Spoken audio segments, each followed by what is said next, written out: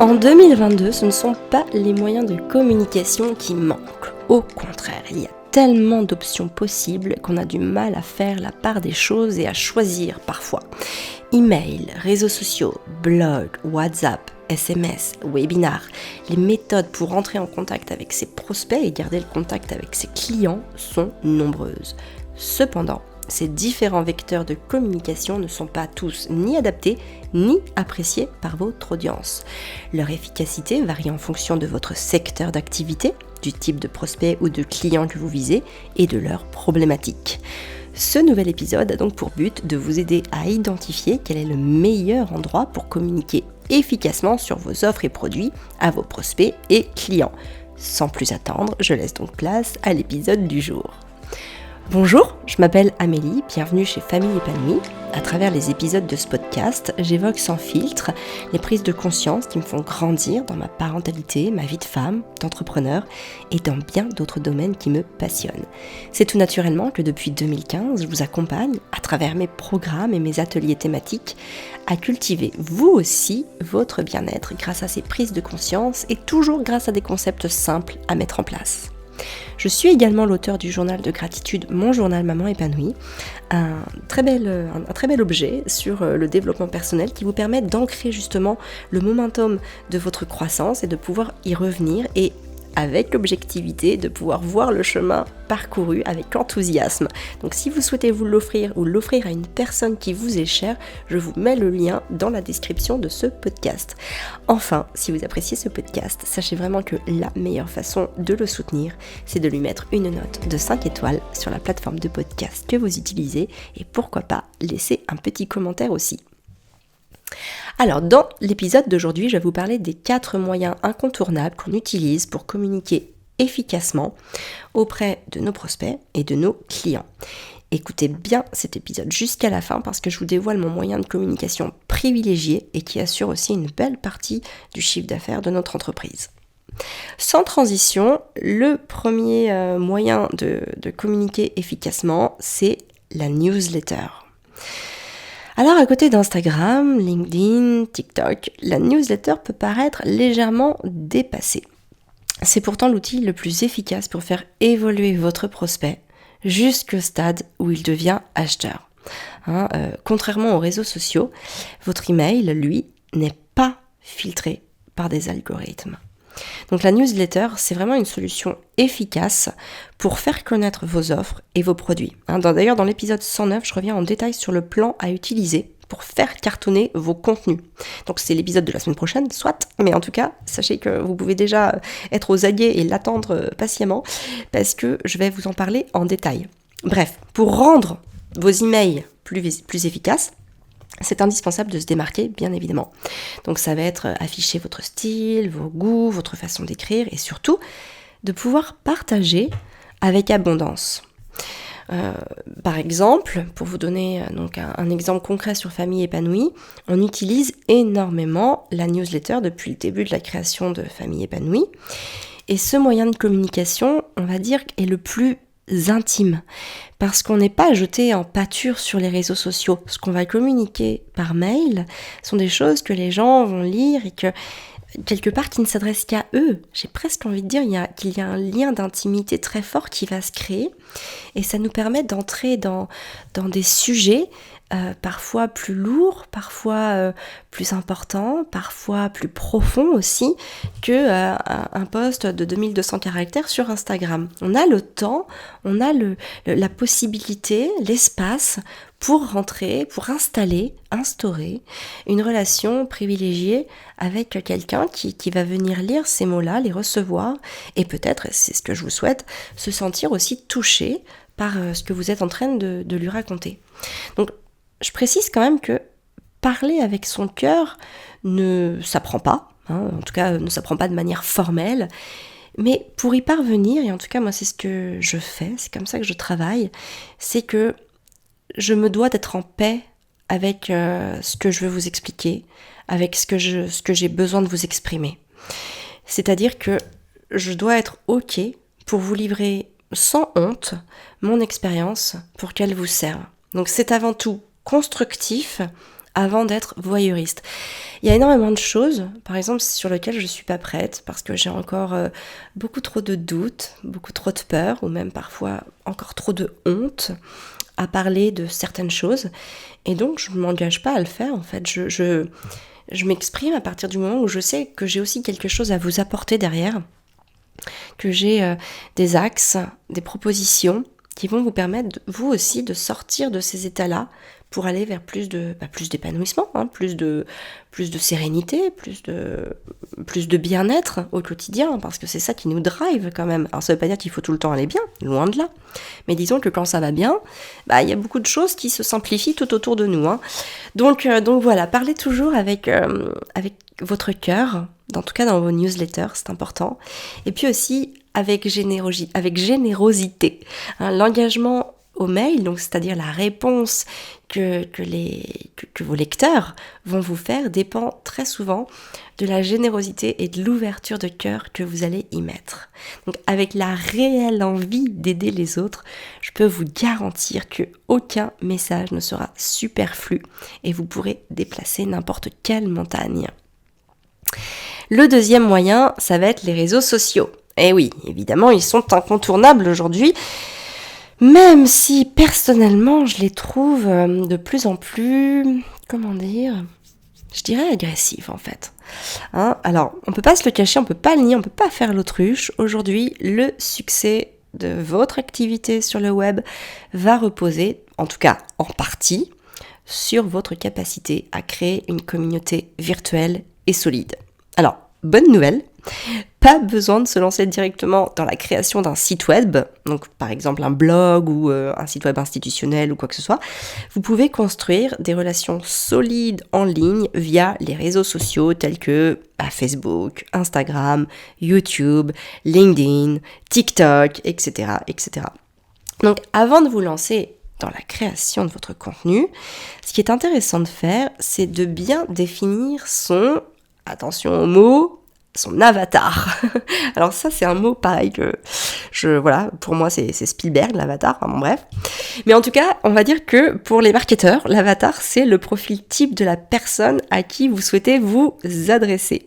Et donc, le fait de déterminer cette personne-là, en tout cas en filigrane, ou en tout cas dans votre tête, dans votre esprit, ça va vous permettre de déterminer de quelle façon vous allez l'engager. Par exemple, avec notre offre d'accompagnement entrepreneur épanoui, on a défini l'avatar type de ce programme d'accompagnement. Donc, à qui on souhaite s'adresser ? On souhaite s'adresser aux parents qui veulent créer leur activité sur le web, soit en tant qu'infopreneur, comme nous, donc création de contenu payant, soit dans des professions qui gravitent autour de cet écosystème. Donc on a tout ce qui est coach, graphiste, rédacteur, responsable de contenu, community manager, copywriter, assistant, etc. Il y en a plein d'autres que je ne cite pas parce que sinon je pourrais y passer la journée. Et ce sont des parents qui sont soit en phase de projet, donc qui ont cette idée-là, mais qui n'ont pas encore tout à fait sauté le pas, soit en phase de démarrage. Donc des gens qui, par exemple, ont déjà commencé à consacrer du temps à leur idée, soit des gens qui vont le faire, qui sont dans cette barque qui va commencer à les emmener. Et donc, nous, notre boulot, c'est de les engager en évoquant la liberté financière et même géographique qu'ils vont pouvoir obtenir en lançant leur activité. Donc ça veut dire aussi les projeter dans, ça va être fini les heures de boulot qui s'accumulent loin de vos enfants, fini les galères entre le périscolaire, les nounous, les babysitters, fini l'angoisse du dimanche soir. Grâce à votre mission professionnelle, vous allez pouvoir vous aligner à vos aspirations et vivre la vie dont vous rêvez. Donc voilà un petit peu comment on a défini notre avatar. Et d'une manière générale, comme la qualité de votre contenu, elle est conditionnée par la manière dont votre audience vous perçoit, et même la manière dont vous communiquez avec eux, gardez à l'esprit de toujours faire simple et honnête. Pas la peine de chercher midi à 14h. Les gens ont besoin de se connecter à vous grâce à des choses que vous avez en commune dans vos vies. Donc voilà, c'est autant aller à l'essentiel, autant parler avec votre cœur, pas la peine de faire des trucs hyper compliqué, hyper alambiqué. Vraiment, essayez toujours de faire simple. En général, la simplicité est un moteur de croissance très fort parce que plus on se met d'obstacles et finalement moins on fait les choses. Donc, le fait de chercher à faire simple, c'est déjà une barrière en moins, c'est un accès facilité à la production et à la création de contenu.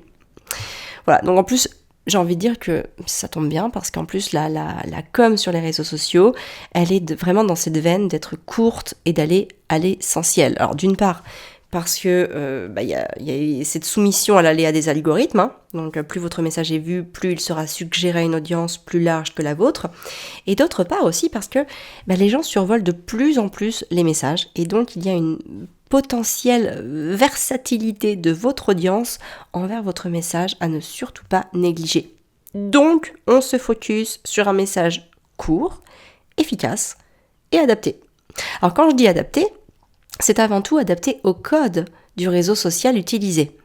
Du moins au début, parce que ça va permettre de booster la communauté du réseau social et donc de pouvoir toucher une audience de plus en plus large et donc d'avoir de plus en plus de ce qu'on va appeler des followers, donc des gens qui se sont abonnés soit à votre chaîne, soit à votre page, soit à votre Instagram, etc., etc.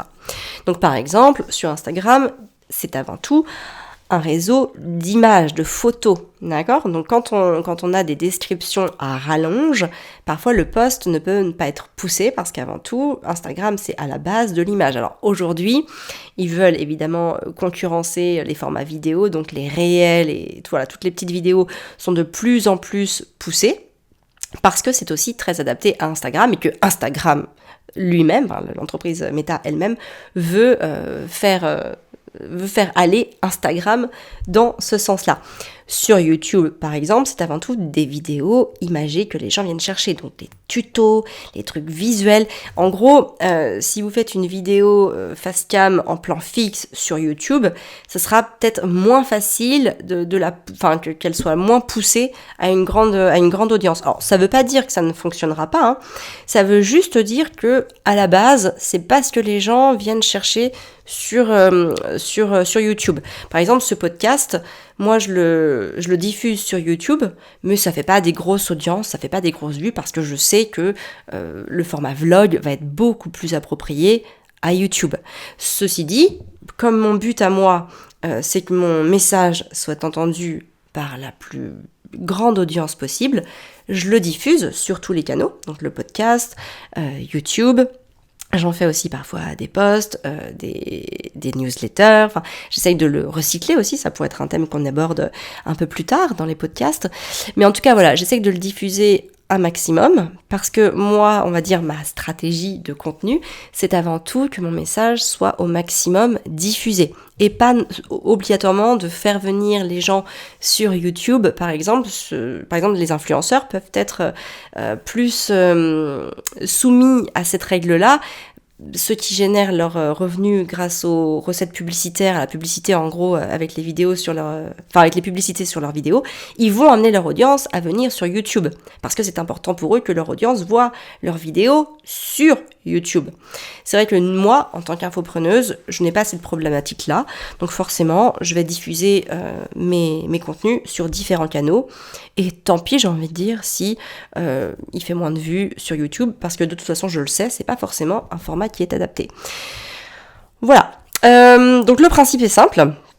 On va créer un contenu et le dupliquer sur toutes les plateformes. En tout cas, moi, c'est ce que je fais. Donc, je vous l'ai dit, avec mon podcast, je me mets en ligne en me filmant sur YouTube. Comme ça, je fais d'une pierre deux coups. Et je sais que j'ai une partie de mon audience qui va écouter directement le podcast, une autre qui est sur YouTube.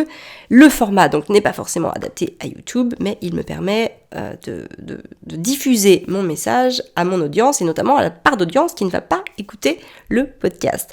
Il faut donc définir votre stratégie web. Et pour ce faire, vous interrogez sur les raisons des activités web à développer pour votre entreprise. Donc par exemple, pourquoi est-ce que vous devriez être présent sur Facebook, Instagram, YouTube, etc. Quel est le type d'offre ou de produit que vous souhaitez mettre en lumière par ce canal-là? Et de quelle manière vous allez pouvoir en parler le plus naturellement possible? C'est-à-dire en étant 100% vous-même. Pour vous donner un ordre d'idée, lorsque je parle de parentalité, je vais montrer des moments de vie avec mes enfants. Comme ça, je plante le décor de mon sujet. Quand je parle d'entrepreneuriat et de mindset, j'évoque sans filtre mes astuces et tout ce qui me permet de croître personnellement et de faire croître mon business. Comme avec ce podcast, par exemple. Ensuite, la stratégie que vous allez mettre en place, elle doit être centrée sur les résultats que vous voulez atteindre.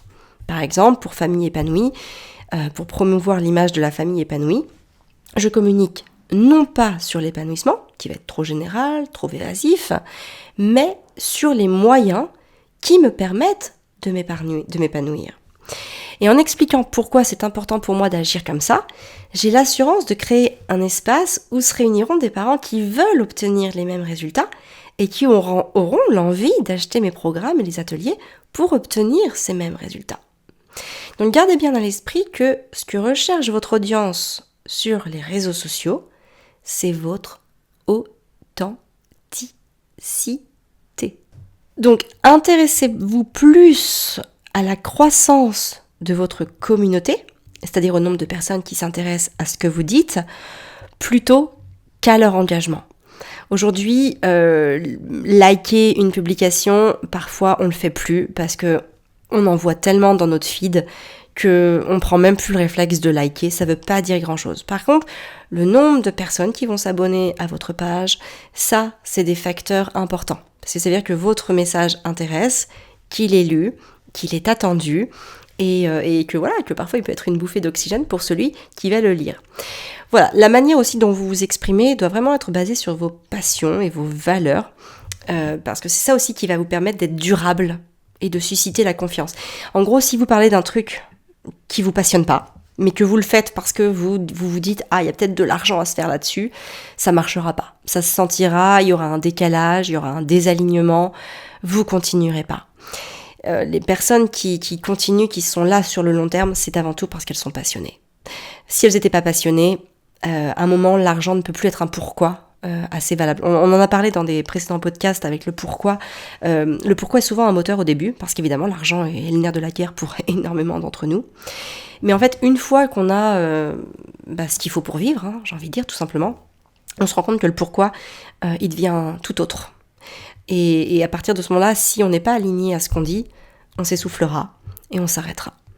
Donc voilà, assurez-vous d'être 100% honnête, d'être 100% authentique et surtout de parler de quelque chose qui vous passionne. La troisième chose, c'est le téléphone. Et oui, le téléphone. Alors aujourd'hui, là, le téléphone, je parle notamment des SMS et de WhatsApp. Alors, WhatsApp peut être assimilé à un réseau social, mais aujourd'hui, il est encore très utilisé pour de la messagerie instantanée. Alors, évidemment, ça sous-entend de connaître les numéros de téléphone de vos prospects et de vos clients. Donc ça, pour la petite astuce technique, il suffit simplement de rajouter une case dans le formulaire d'information pour obtenir le numéro de téléphone. Alors nous, on utilise les SMS depuis des années pour rappeler par exemple le début d'un webinar ou pour annoncer la fin d'une promo à une personne intéressée par notre offre. Et depuis quelques mois, on utilise WhatsApp. Alors WhatsApp, déjà, ce qui est intéressant, c'est que c'est bien moins coûteux que l'envoi des SMS. Et surtout, ce qu'on a observé, c'est que ça permet de créer un lien encore plus fort et plus intime avec nos prospects et nos clients. Parce que WhatsApp, en général, c'est utilisé dans l'univers familial et au niveau du cercle d'amis. Donc, j'ai envie de dire, à voir à l'utilisation, je pourrais vous faire un update de l'utilisation de ce format, en tout cas de ce moyen de communication, mais en tout cas, pour le moment, c'est quelque chose qui marche plutôt bien. Et enfin, le webinar. Donc, le webinar, ça désigne, on va dire, une réunion collective en direct, en live donc, via Internet. Donc, en d'autres termes, une conférence sur Internet, en live et comprenant les moyens techniques de projeter une présentation, Keynote ou PowerPoint et de chatter avec les personnes présentes. Alors, ce qui est intéressant pour le webinaire, c'est que on va pouvoir présenter une offre, on va pouvoir présenter un produit dans son ensemble. On a le temps en fait pour poser le contexte, pour travailler sur la problématique, pour répondre sur les problèmes de fond, sur les croyances notamment, pour déconstruire les croyances, en tout cas pour faire prendre conscience qu'une autre manière d'envisager les choses, un autre paradigme est possible, et enfin de pouvoir faire les propositions de solutions qui vont leur permettre de dépasser les problématiques qu'elles ont, que les personnes ont, que votre audience a, et aussi de pouvoir faire une offre commerciale.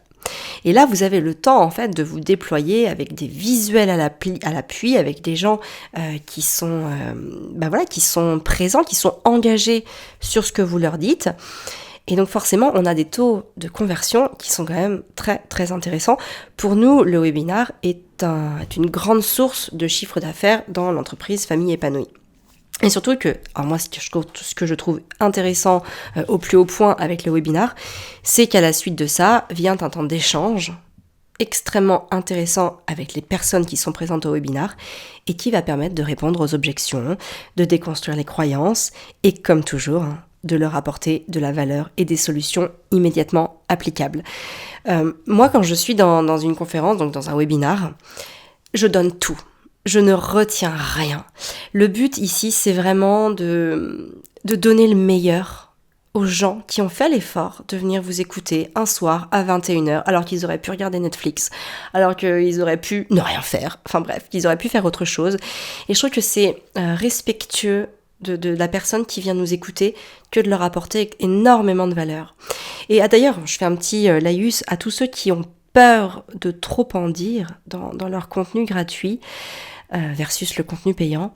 Avec Fabien, on a toujours cette image de la bande-annonce d'un film, quand on va au cinéma et que on voit les bandes-annonces des autres films à sortir, ce sont toujours les meilleurs moments qu'on nous fait voir dans ce film. Et c'est ça d'ailleurs qui va nous donner envie d'aller reprendre une place de cinéma ou d'aller regarder le film en tout cas en question. Et ben c'est un petit peu pareil avec votre contenu. Donnez toujours le meilleur. Donnez vraiment sans retenue, avec abondance, authenticité, tout ce que vous avez à donner, parce que ça rassurera énormément les gens qui auront ensuite envie d'acheter quelque chose. Qu'est-ce qui va se passer dans votre contenu payant ?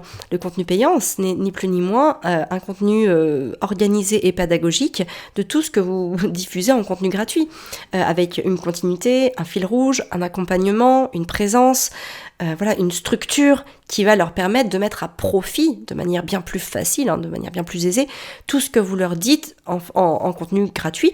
Et c'est aussi, en tout cas je parle pour moi là pour le coup, l'occasion de rentrer beaucoup plus en détail. Parce que les gens sont juste moins volages. Ils sont venus, ils sont dans le contenu payant, ils sont donc investis financièrement.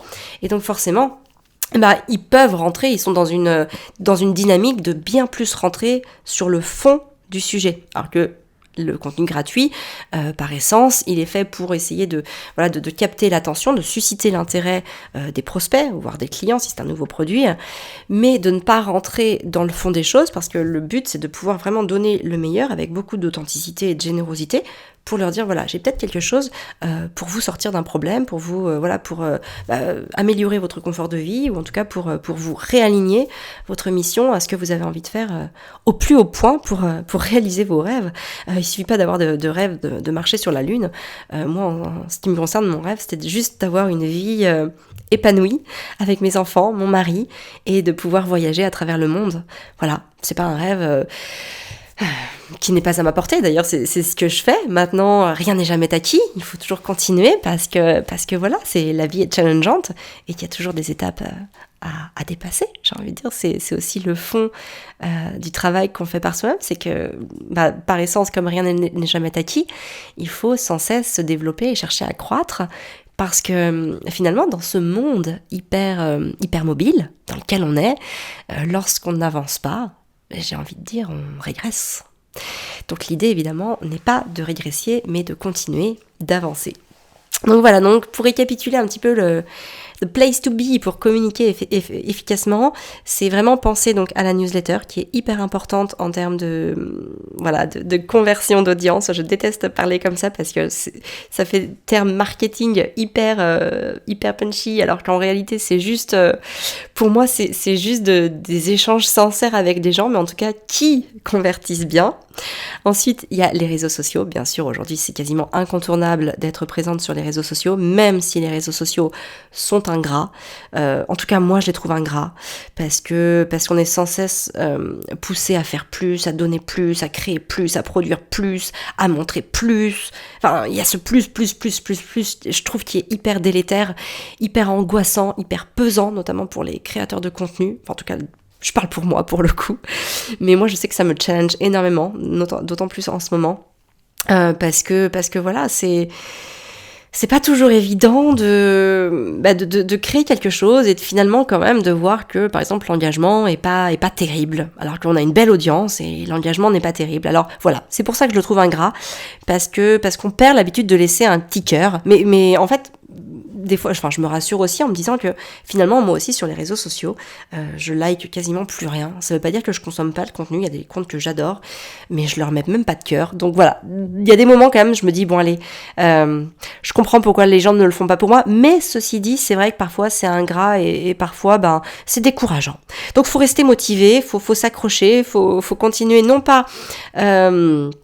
à faire ce que vous avez en tête, à vous entêter, mais en tout cas, quand même essayer de corréler ce que vous avez en tête avec ce que recherche votre audience. Et voilà, à la longue, grâce à la pratique et grâce à certaines techniques aussi, on affine son message et donc ça nous permet d'engager un peu plus l'audience. Le téléphone, pensez vraiment à WhatsApp notamment, qui est beaucoup moins coûteux que les SMS et qui est un moyen privilégié pour parler avec son audience, en tout cas pour rentrer en communication avec elle, de manière beaucoup plus intime que sur les réseaux sociaux, et bien sûr les webinars. Alors ça demande un petit investissement technique, notamment sur l'achat d'une solution pour, en tout cas d'une location, parce que vous pouvez louer, on va dire des salles virtuelles pour pouvoir faire votre conférence. Ça a un petit coût, mais honnêtement, si votre message est bien rodé, s'il est bien préparé, s'il est bien structuré, vous devriez avoir un retour sur investissement lors de vos soirées de webinars. Voilà, écoutez, j'espère que ce podcast vous aura plu, qu'il vous aura donné des clés pour communiquer plus efficacement et en tout cas faire un petit tour des endroits où vous pouvez investir les lieux pour être sûr de pouvoir toucher vos prospects et vos clients. En tout cas, moi je vous donne rendez-vous la semaine prochaine pour un nouvel épisode. N'hésitez pas à me poser vos questions sur les réseaux sociaux, notamment sur Instagram où je suis quand même la plus réactive. Donc n'hésitez pas à venir m'envoyer un petit message ou même à partager le contenu de ce podcast sur vos stories. Ça me fera toujours plaisir, sachez-le. Dans les moments où j'ai moins le moral, quand je vois que les gens me partagent, ça me redonne du baume au cœur, je ne vais pas vous le cacher. Voilà, très clairement. Bon, il n'y a pas que ça qui fait mon bonheur, je vous rassure, mais professionnellement parlant, ça compte. Tout compte. Donc voilà, écoutez, je vous embrasse bien fort, je vous souhaite une très belle journée, je vous dis donc à la semaine prochaine et d'ici là, prenez bien soin de vous pour pouvoir prendre soin de ceux que vous aimez.